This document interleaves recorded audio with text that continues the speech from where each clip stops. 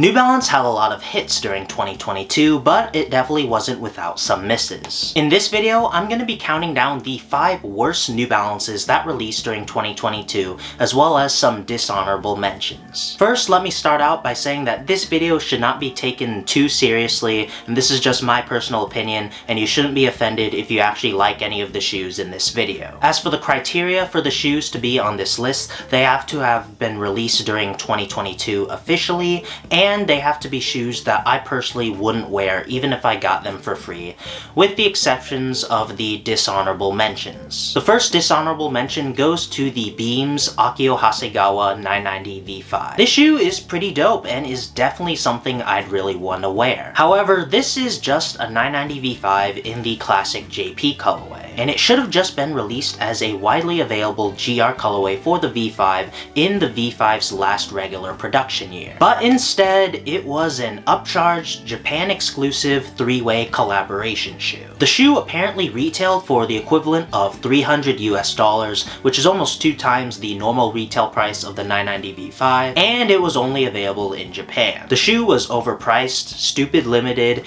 and pretty unoriginal for a 3-way collaboration. It's a shoe I'd definitely wear, but the context behind the shoe lands it one of the dishonorable mention awards. The next dishonorable mention award goes to the entire 2022 Grade A pack. This year's Grade A releases were on models that weren't that popular and featured no made models. The colorways were pretty meh and uninspired, and the entire release overall was a pretty big miss. There were a lot of dope Grade A pairs from previous years, especially on made models, so it was really sad to see this year's Grade A be such a letdown. And moving on to the top 5 worst New Balances of 2022, starting at number 5, we have the Vegan 990 V5. This shoe makes it onto the list because of its low quality synthetic material and still retailing for full price, despite its inferior materials. The shoe is vegan friendly, so of course it didn't feature any real suede or nubuck. Instead, it utilized a synthetic vegan material that kind of looks like suede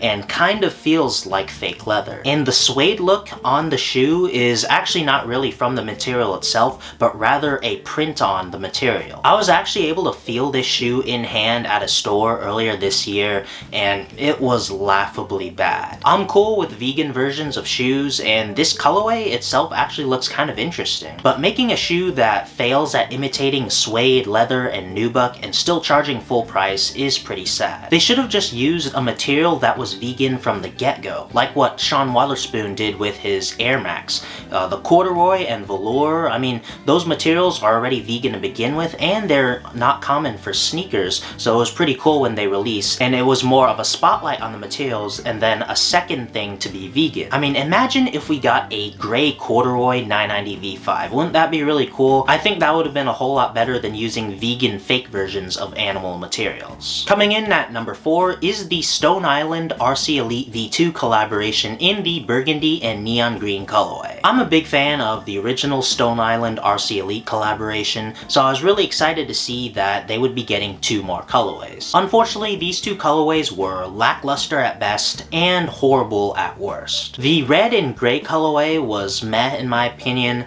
but it was definitely nowhere near as bad as the neon green and burgundy colorway. I really don't know what they were thinking when they made this colorway. It's like they couldn't make up their mind of making a full neon and loud shoe or just a neutral burgundy shoe. It's like they had those 2 ideas and just decided to combine them for some reason. This colorway should have just stayed on the drawing board. The contrast between the dark burgundy and bright neon green is horrible, and they really should have just went all out on a bright neon green shoe with loud accents, or stuck with a more neutral dark burgundy colorway with some more neutral accents. Coming in at number 3 is the 2002R Refined Future Pack in the pre-distressed colorway. This is a rare miss from the very strong and popular Refined Future Pack. This shoe looks like a designer shoe, and no, that is not a compliment. I was already tired of pre-distressed shoes back when they were introduced by designer brands a few years ago, and I really don't know why this trend is still a thing in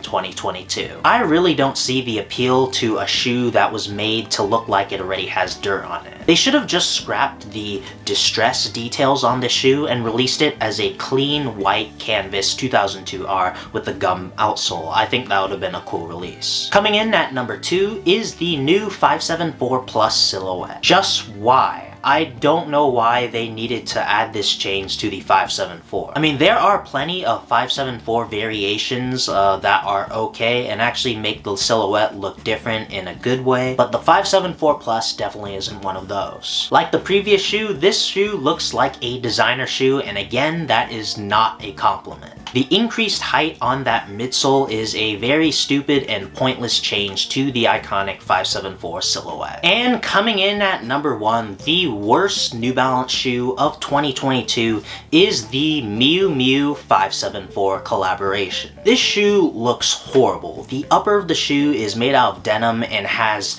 details that is supposed to imitate pre-distressed and ripped jeans. I understand the idea, but the end result just looks very messy and ugly. It basically looks like a worse version of the Refined Future Packs aesthetic. And those aren't even the worst things about this shoe. The shoe is actually made in Italy. Miu Miu is an Italian brand. It's one of the few good things I can actually say about this shoe. And with the shoe being made in Italy, we all know anything fashion-wise made in Italy is gonna have some sort of upcharge, even taking into account the Italian quality. Can you guys guess how much one of these shoes retails for? I'm sure none of you would have guessed the outrageous price of $950 plus tax. No, I'm not joking. That is the actual price they are retailing for right now directly from Miu Miu's website. After tax, I would have to pay over $1,000 for the shoes. I mean, at least there's free shipping. I'm sure the Italian quality is good, and I understand anything Italian made is gonna have some sort of upcharge,